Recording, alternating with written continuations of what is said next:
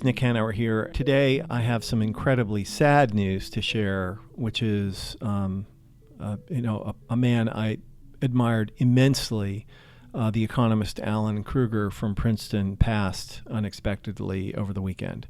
Alan-Krueger was one of the most remarkable economists of our time, and he had the courage to challenge orthodoxy in ways that few people do and that we truly admire. He pioneered the empirical study of the minimum wage and proved beyond a shadow of a doubt that raising wages, in fact, does not kill jobs, and as a consequence has, maybe more than any economist living, contributed to improving the lives of millions and millions and millions of people.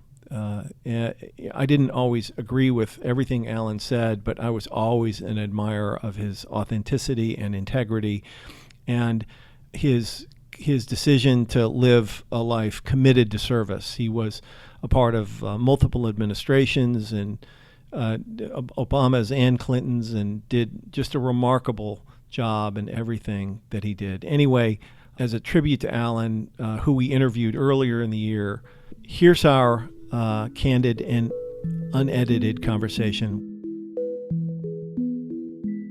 Hey, Alan, Nick. Hey, Nick, how are you? I'm good. How are you? I'm doing, I say personally I'm doing fine. The country. Yeah. Other than that, it's all good. I went to a breakfast talk this morning by Michael Blumenthal. Michael Blumenthal was Treasury Secretary for Jimmy Carter. Oh, right. Yeah. 92 years old. He was born in Berlin, and it was on the parallels between Trump and Hitler, and I kind of came away depressed. So that'll do it. That will do it. Oh, yeah. Are you in Princeton, New Jersey right now? I am. Oh, good. I am. Well, meet my my colleague, Stephanie Irvin. Hi, Professor. Hi, Stephanie. I hear you just fine.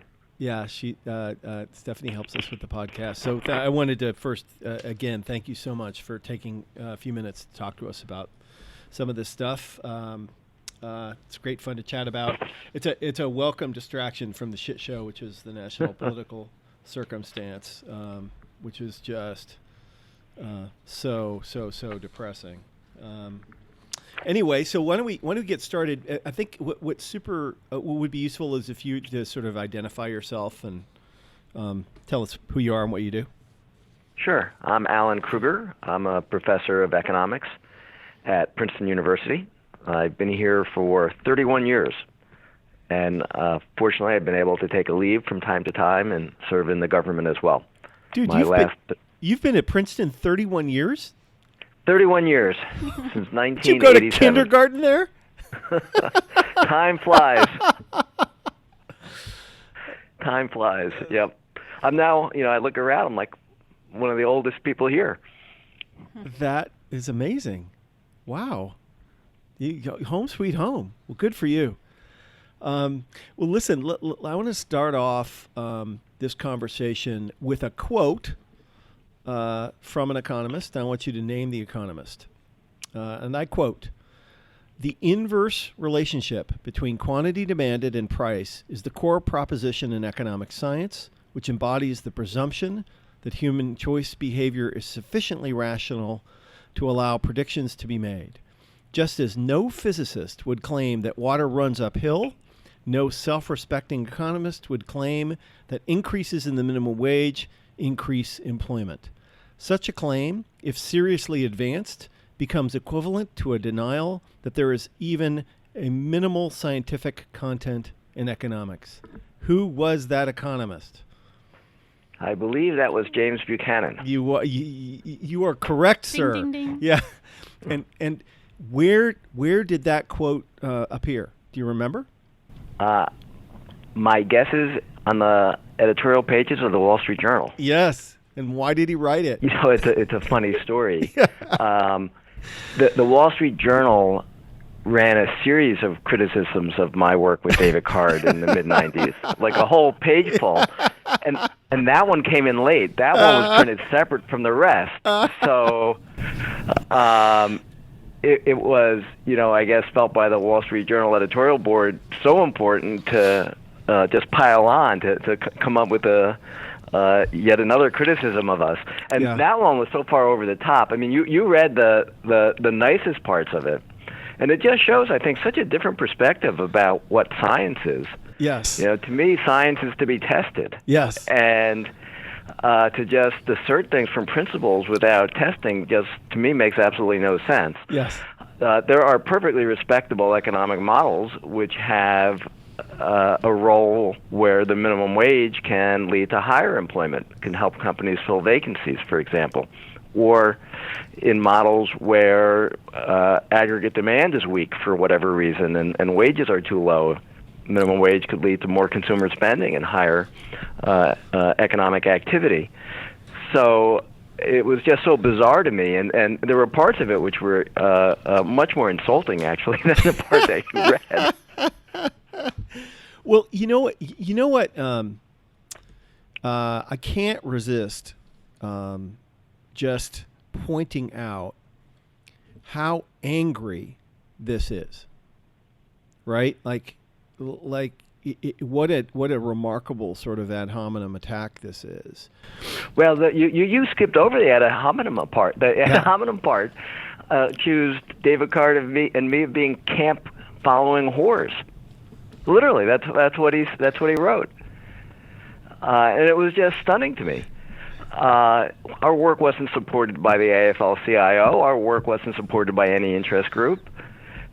Yet to make the accusation that the only people who could possibly, interpret the evidence the way we interpret it must be people who are carrying the water for somebody, or use much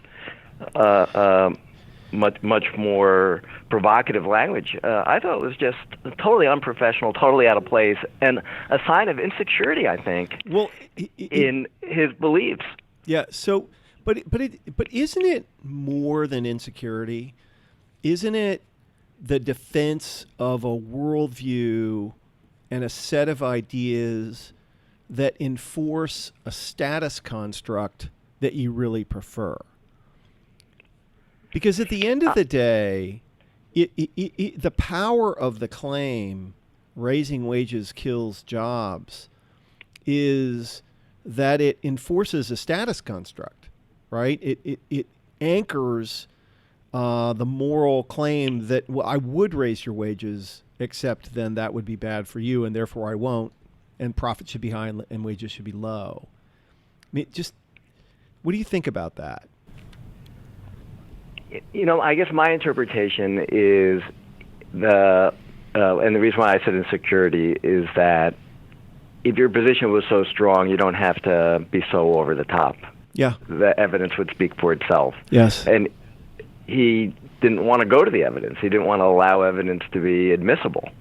And to me, that's an indication that you think the evidence is not strong enough. So, and the other part of the insecurity, I think, is, and this might relate to what you were saying, Nick, if you take out this block from their edifice, the whole thing crumbles. Right. At the end of the day, that's it. That's it. And I think that's where the insecurity came from, because here was a test, pretty compelling one. And in fact, when David Card and I presented work years and years ago in the early 90s, Marvin Costers from the American Enterprise Institute was one of our early discussants. And, he was really torn, and you could see he was visibly torn because he thought the methods we were using were pretty compelling. Yes. So, and to his credit, he recognized that this is going to be hard to square with his worldview. Yes. And there are some people, I think, who just have difficulty not fitting the world into a particular structure and take sort of a religious fervor to their approach to economics, which I think is just totally unwarranted. I think that's just not the way the economy operates. That's not the best way to model the economy. But there's a strand, and Buchanan represented that. Yeah, it's so interesting. So, again, to listeners who are not as familiar with your legacy of work, I just want to remind everybody that Alan Krueger here and his colleagues were among the first investigators of the relationship between raising wages and jobs, and to my mind, demonstrated that there wasn't any real impact on the number of jobs around when you raised wages. And I think that early study, which came out when, the first one, 90... The New Jersey-Pennsylvania comparison, which is the one that's received the lion's share of the attention, that was published in 94. Right. And since then, there's been, more and more and more, just a huge pile of empirical evidence that essentially corroborates that early conclusion that you really can't find very much. If you can find any job loss at all, it's in the realm of noise.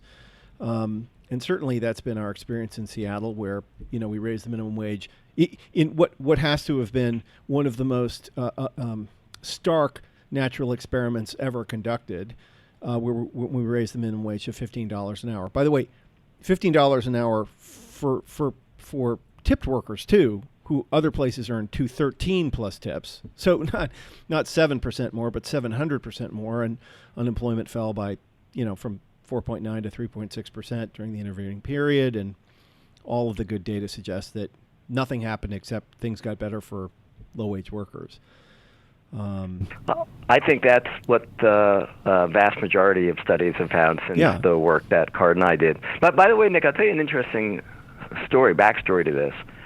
When I started working in this area, my expectation was the conventional wisdom. That's what I had been taught. And the work prior to what Card and I had done was primarily based on time series analyses. You look at periods when the federal minimum wage was relatively high or relatively low.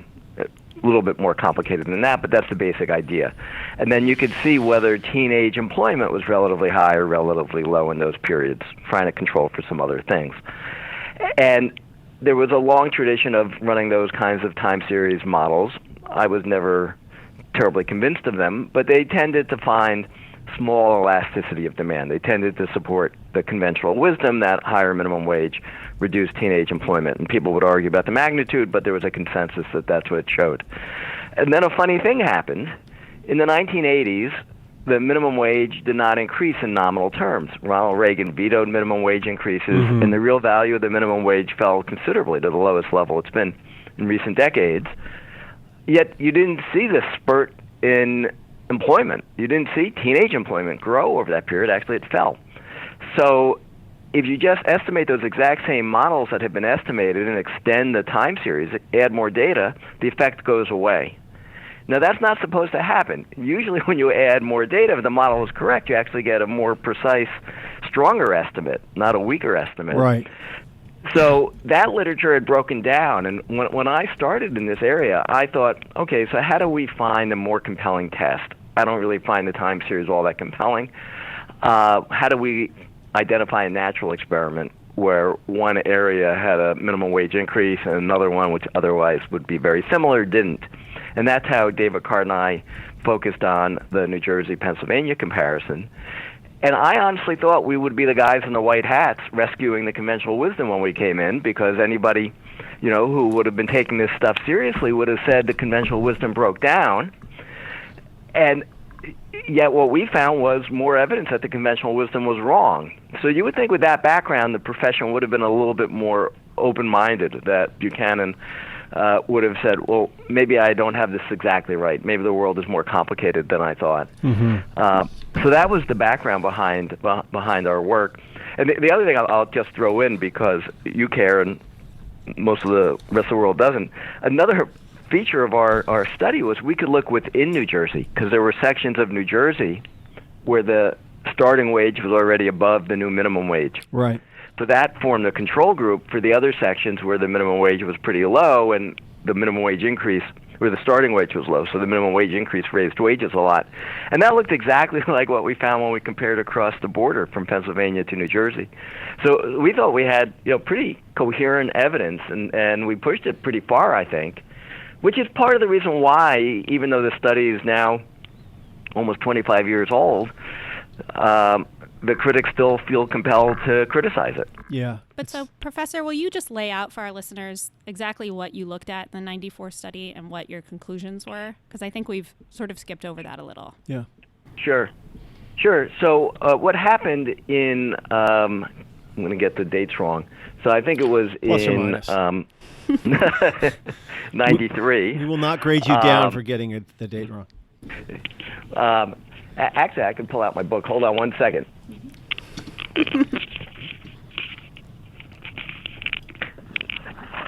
I'm a real stickler for accuracy. So, and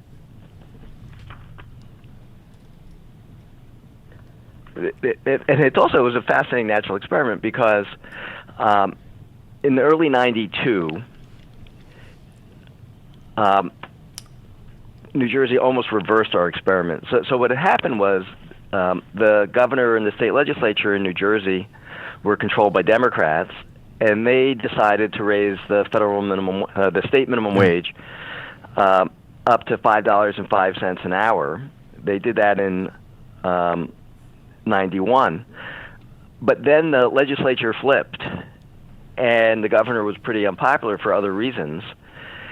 And it looked like the new legislature was going to repeal the minimum wage increase that had previously been enacted but not taken effect.